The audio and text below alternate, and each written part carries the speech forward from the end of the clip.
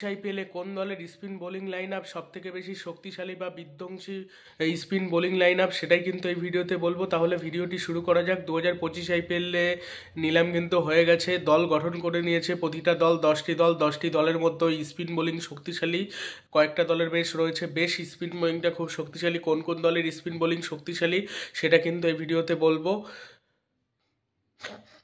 2025 আইপিএলে 2024 আইপিএলে আমরা দেখতে পেয়েছিলাম যে যে দলের স্পিন অ্যাটাক শক্তিশালী সে দল কিন্তু ভালো খেলতে পেরেছিল, বা যে দলের স্পিনাররা ভালো করতে পেরেছিল সে দল কিন্তু ভালো খেলতে পেরেছিল।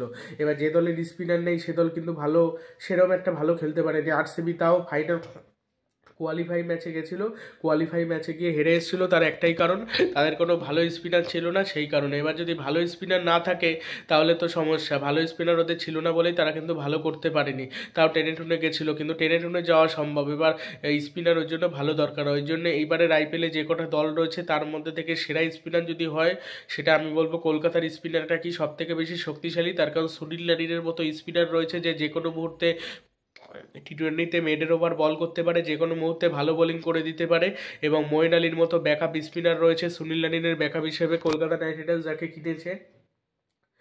আর বরুণ চক্রবর্তীর মতো স্পিনার রয়েছে, তিনটেই সেরা সেরা স্পিনার রয়েছে। আগে তো সুয়েশ শর্মাও ছিল, এখন সুভাষ শর্মাকে ছেড়ে দিয়েছে আরসিবি, শুধু সুভাষ শর্মা ওই একটা স্পিনারকে কিনেছে।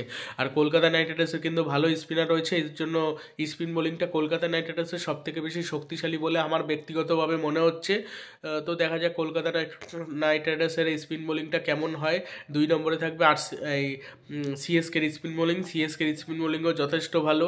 রবীন্দ্র জাদেজা তো থাকবেই, তার সাথে রবিচন্দ্রন অশ্বিন, তার সাথে টুরা হবে, তিনখানা স্পিনার একসাথে চলে আসবে। তার সাথে রাচিন রবিদাও চাইলে কিন্তু বল করতে পারবে। তবে একই ধরনের স্পিনার বেশি হয়ে গেছে। নূর আহমেদও বাঁহাতে বল করে, জাদেজাও বাঁহাতে বল করে, রাচিন রবিদাও বাঁহাতে বল করে, এটাই হয়ে গেছে সমস্যা।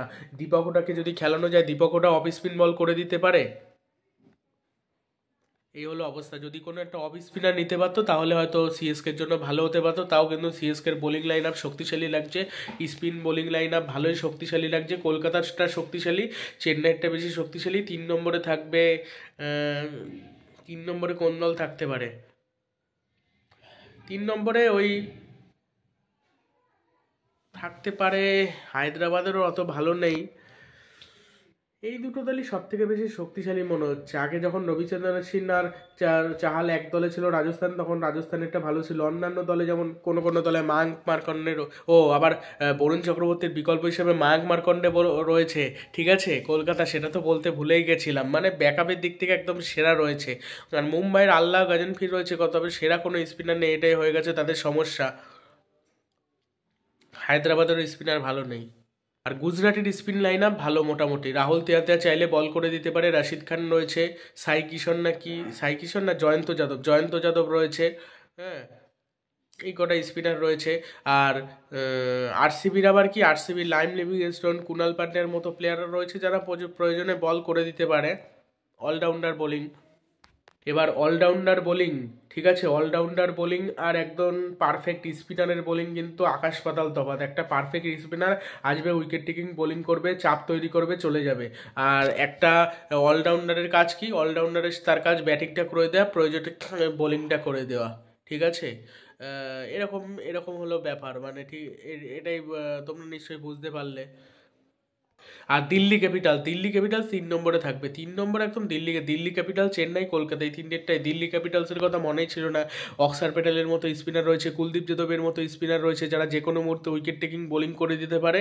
প্লাস অক্সার প্যাটেল ব্যাট হাতেও জ্বলে উঠতে পারে। ছোটোখাটো যে লাস্টে কেমিওটা খেলে না, ছোটোখাটো কম বলে বেশি রান করে দেয়, ওটাই তো গুরুত্বপূর্ণ, ওটাই তো শেষ দিকে দরকার হয়, যেটা অক্সার প্যাটেল করে দিতে পারে। এরকমই প্লেয়ার দরকার হয়, ঠিক আছে।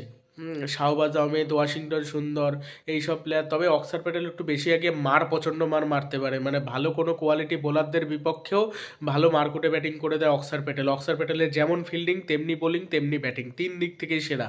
জাদেজার পর যদি কেউ সেরা অলরাউন্ডার হয়ে থাকে তাহলে সেটা অক্সার প্যাটেল বর্তমানে, মানে সেরা। আকিল হোসেন, তারপরে কি যে বলে ওটার নাম, কেশব মহারাজ, এরা আছে বাট ওই লেভেলে যায় না। অক্সার প্যাটেল খুব ভালো সুন্দর, যেমন ফিল্ডিং করে তেমনি ভালো বল করে। বলের থেকেও ব্যাটিং আর ফিল্ডিংটাই বেস্ট। বোলিংটা সত্যি কথা বলতে অতটা বেশ না, সেরা সেরা খুব ভালো, ওর থেকে কেশব মহারাজ ভালো বল করে, সত্যি কথা যা সেটাই বললাম, ঠিক আছে। আবার মঈন আলীও ভালো বলটা করে দেয়, কিন্তু অক্সার প্যাটেলের বোলিংয়ের থেকে ব্যাটিংটা বেশি শক্তিশালী। ব্যাটিংটা এত ভালো করে, প্রয়োজনে ধরেও খেলতে পারে। এই যে ভারত যে বিশ্বকাপ জিতলো, সেই বিশ্বকাপ জেতার পেছনে কিন্তু অক্সার প্যাটেলের অবদান রয়েছে। হ্যাঁ, সে ম্যাচ হারিয়ে দিচ্ছিল ঠিকই, মার খেয়েছে, কিন্তু ব্যাট হাতে ওই জায়গায় ওই না খেললে বিরাট কোহলি কখনোই ওই রকম ধরে খেলতে পারতো না, যদি অক্সার এসে না মারতো। অক্সারই তো এসে মারছিল, এই হলো অবস্থা। হ্যাঁ, তো এই কটা দলের স্পিন অ্যাটাকটা শক্তিশালী। তোমাদের মতে কোন কোন দলের স্পিন অ্যাটাক সব থেকে বেশি শক্তিশালী মনে হচ্ছে সেটা অবশ্যই কমেন্ট বক্সে জানাতে ভুলো না, এবং ভিডিওটি ভালো লাগলে ভিডিওটি শেয়ার করে দিও। আর কারা কারা আইপিএল দেখার জন্য উচ্ছ্বসিত আছো সেটা অবশ্যই কমেন্ট বক্সে জানিও। আর কোন কোন দলের সাথে কোন কোন দলের ট্রেড হতে পারে তোমাদের কি মনে হচ্ছে সেটা কমেন্ট বক্সে জানিও। আমিও কোনো আপডেট পেলে দেওয়ার চেষ্টা করবো, এখনও কোনো আপডেট পাইনি। আর আরেকটা বাজে খবর আরসিবির জন্য, সেটা হলো জশ হেজেলউড এখন চোটের জন্য ছিটকে যাচ্ছে আস্তে আস্তে। জশ হেজেলউড যদি 2025 আইপিএলে খেলতে না পারে, ভালো বোলিং কেনার পরও সমস্যায় পড়বে আরসিবি।